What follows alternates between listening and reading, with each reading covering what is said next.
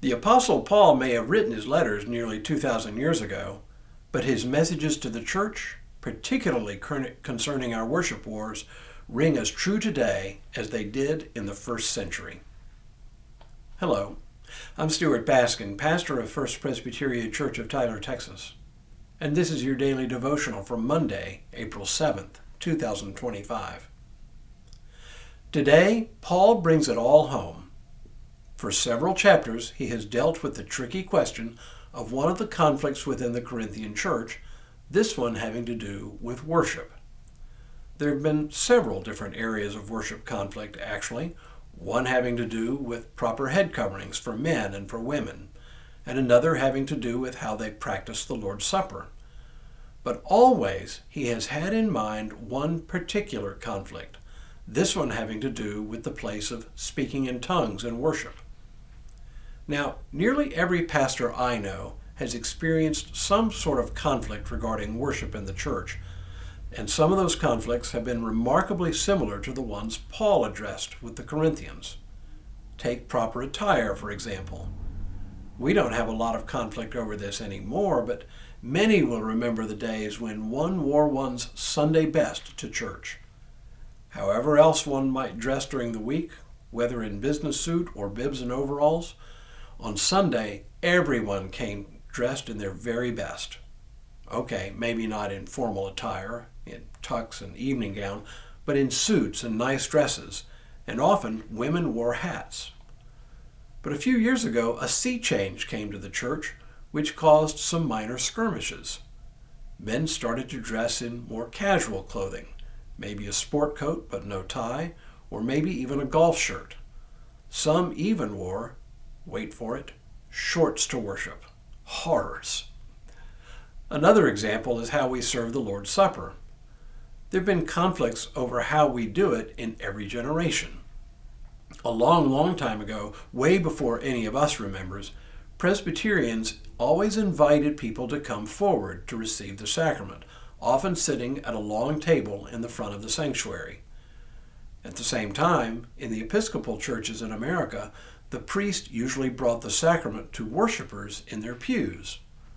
This happened mostly in churches that had family boxes rather than rows of pews, but a couple of centuries ago, according to my old friend and colleague Milton Winter, who wrote his doctoral dissertation on the history of sacramental practice in America, the Episcopalians began to think the Presbyterian method of coming forward to receive the elements had a lot to commend it. But at the very same time, the Presbyterians thought that the Episcopal method of serving the sacrament to worshipers in the pews where they sat was a really neat idea. Gradually, each adopted the other's practices, but not without conflict. And now in more recent times, we Presbyterians have adopted, at least some of the time, the practice of coming forward once again and receiving the sacrament by a method known as intinction, in which we take bread, dip it in the common cup, eat, and return to our seats. I have correspondence in my files that indicate the decision to adopt this method in our church had a lot of controversy surrounding it. Some believed it was a health hazard.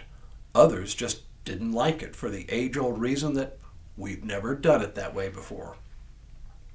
But one thing we do not have much conflict over is the place of speaking in tongues in worship. In our tradition, at least, it is seldom, if ever, done. But in Corinth, it was the focal point of the most serious conflict of all. I won't rehearse it all, but it amounted to some people being convinced that this gift, probably because it was such a dramatic manifestation of the Spirit, marked them as spiritually superior to others.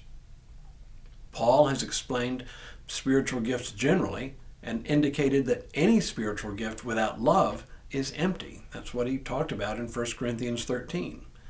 Now he comes full circle saying, pursue love and strive for the spiritual gifts, and especially that you may prophesy. For those who speak in a tongue do not speak to other people, but to God, for nobody understands them, since they are speaking mysteries in the Spirit. On the other hand, those who prophesy speak to other people for their upbuilding and encouragement and consolation. Those who speak in a tongue build up themselves, but those who prophesy build up the church. Now, I would like all of you to speak in tongues, but even more to prophesy. One who prophesies is greater than one who speaks in tongues, unless someone interprets, so that the church may be built up. Paul continues for some verses in this same vein, but the point is unmistakable. The gift of speaking in tongues is indeed valuable, but less so than some other gifts, such as the gift of prophecy. The problem with speaking in tongues for Paul is that it frequently became a nuisance in worship, especially when people started speaking in tongues randomly and without anyone to interpret. It became more a show of one's supposed piety than a genuine element of Christian worship, the purpose of which is to build up the body. What he's saying, and this applies to most any gift one might have, is that if one shares a gift to attract attention, it is done out of an inflated sense of self, the opposite of love. Love should be the guiding principle governing all our discussions surrounding worship. Without love, church life devolves into an endless and tireless round of worship wars. And God knows we don't need any of those anymore. Tomorrow, Paul gives explicit instructions on the conduct of worship. But for now, may God continue to bless you and keep you in all that you do this day and in all the days ahead.